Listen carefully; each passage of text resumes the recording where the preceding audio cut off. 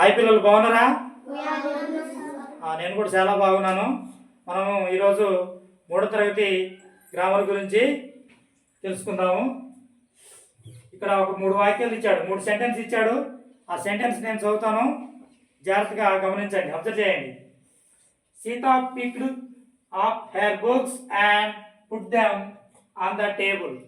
ఒకటో సెంటెన్స్లో సీత తన యొక్క పుస్తకాలని టేబుల్ మీద ఉంచింది అని ఉంది. రెండో వాక్యం, Sita put her books in the school bag carefully.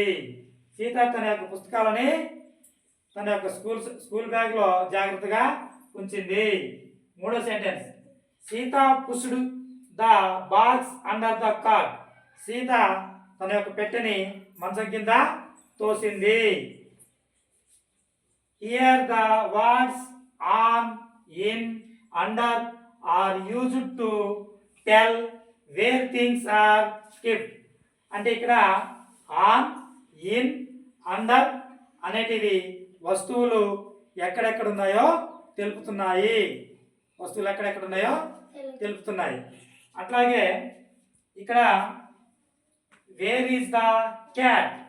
Me text book లో చూడండి, ఇక్కడ ఇచ్చాడు wear is the cat.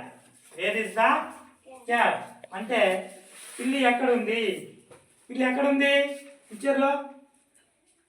Chair కింద. చైర్ కింద. The cat is under the chair. పిల్లి కుర్చీ కింద ఉంది. అట్లాగే second sentence, where is the dog. కుక్క ఎక్కడుంది? ఎక్కడుంది? హౌస్ పైన.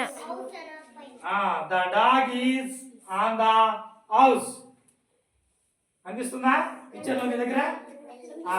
The dog is on the house. Third sentence, where are the shoes. బూట్లు ఎక్కడ ఉన్నాయంట?